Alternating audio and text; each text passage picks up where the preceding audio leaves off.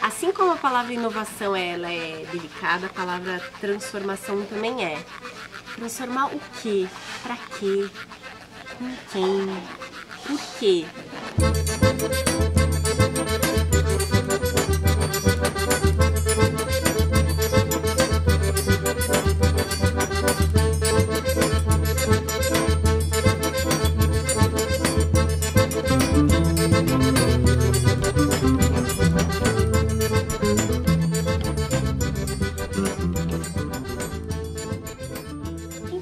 Eu acho pertinente a gente pensar nessa pergunta disparadora da mesa de hoje, que era como fazemos, como trazemos esse primeiro passo, né? Do campo das ideias para o campo das ações.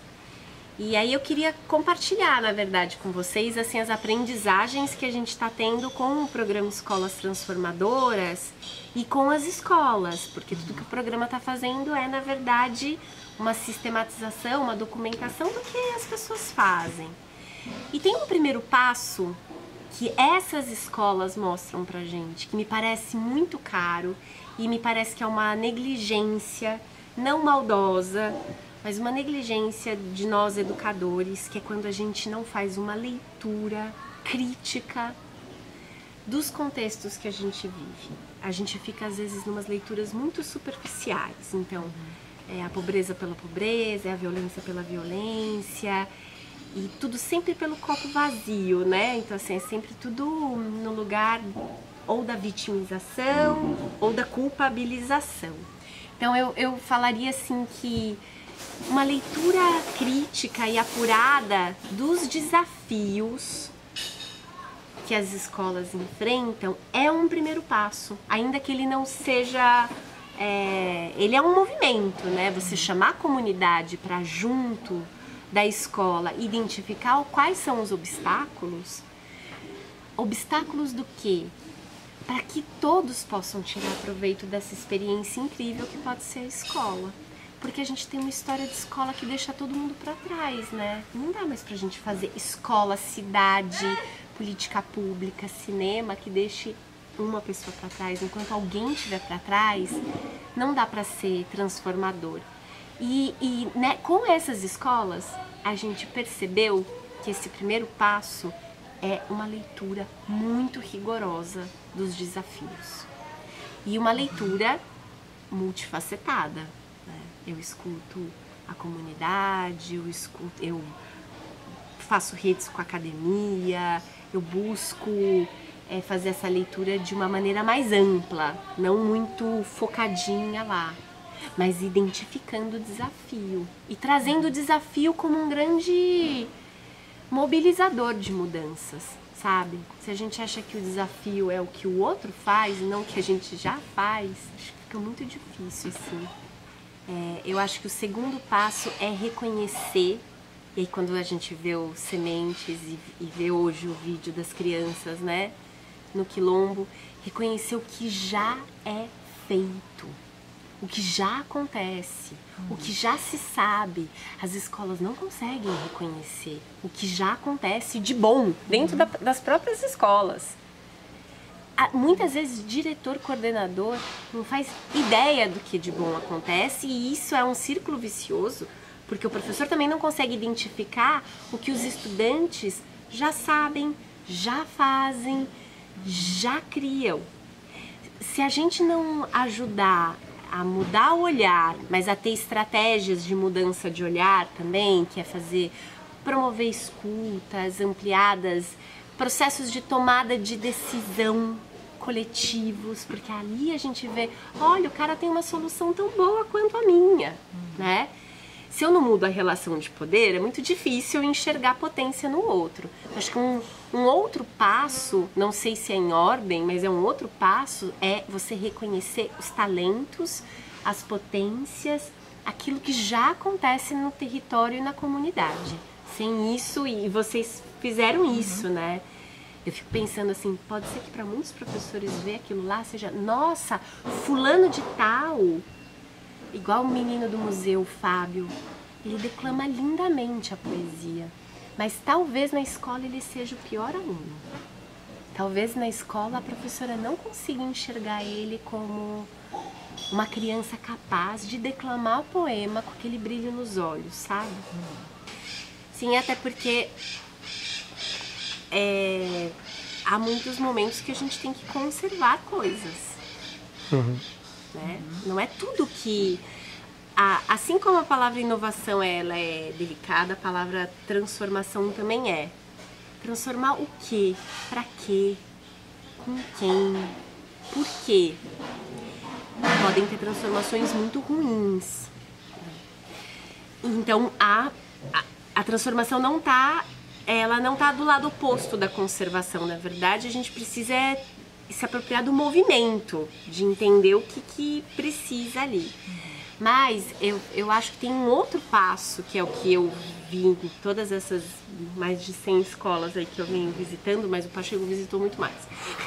É que quando você tem essa visão, você tem a visão que as pessoas são capazes, você tem a visão que a escola não pode ser um lugar de reprodução das desigualdades, ela não vai resolver, mas ela não pode reproduzir.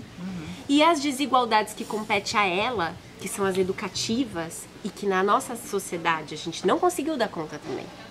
A gente tem metade 24% da população brasileira analfabeta funcional. É um direito negligenciado o direito a ler e escrever. Então a gente tem uma desigualdade a ser assumida também como nossa. Para onde vai isso? Esse campo de disputa da conservação, ele se materializa no currículo, na discussão curricular, que não é uma discussão de documento, é uma discussão do tempo, do espaço, das interações, dos materiais na escola. O currículo em si, não importa o que está escrito, mas você vai ver as tensões de conservar ou transformar, especialmente no tempo. Como o tempo dentro da escola é vivido? É fragmentado, ele é circular, ele é contínuo, ele é profundo. No espaço, as pessoas estão todas separadas. O Pacheco falou sobre isso hoje. As pessoas estão separadas por idade, as pessoas estão separadas ainda por gênero em muitos lugares. Tem escola que separa fila de menino e fila de menina. No Brasil, gente, isso é aos montes. É aí que vem conservação e transformação. É nesse aspecto do currículo. Tempo, espaço, material. Eu tô falando em educação transformadora, mas eu olho para a sala, para o espaço da escola e ele é tomado por marcas estereotipadas. Não foi eu que fiz. E não tem uma marca autoral das crianças, dos jovens. Onde está a marca dos jovens, das crianças no espaço escolar? Onde está? Não aparece. Depois a gente não sabe porque que as pessoas não aprendem também. Como é que eu vou aprender se a minha marca não aparece nesse processo? Então é aí que se vê as tensões. E existem muitos caminhos para se solucionar isso. Você pode, até porque a LDB é absolutamente aberta e flexível.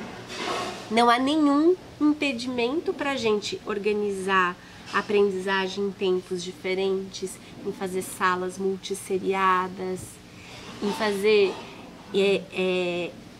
salas intergeracionais, você ter educação infantil e ensino fundamental. Porque se a gente fala em diversidade e indiferença, não dá para as pessoas ficarem separadinhas. E as pessoas só estão separadas hoje na escola porque esse é o nosso padrão de consumo no capitalismo. Porque o capitalismo ganha fazendo a gente consumir coisas. Criança é uma consumidora, tem brinquedo para criança, tem brinquedo para menino, tem brinquedo para menina, não tem brinquedo para jovem, tem eletrônicos para jovem. É o capitalismo que impôs esse tipo de divisão que a escola absorveu como se fosse algo natural. Dividir as pessoas por idade. Você vai aprender aquilo só naquele ano. Você tem idade certa para aprender. Agora, por outro lado, a gente precisa conservar algumas coisas. Porque há na chiadeira dos professores uma coisa super importante. O professor tem um papel em relação ao conhecimento. Conhecimento que pode ser cognitivo, pode ser emocional, pode ser prático, pode ser do fazer.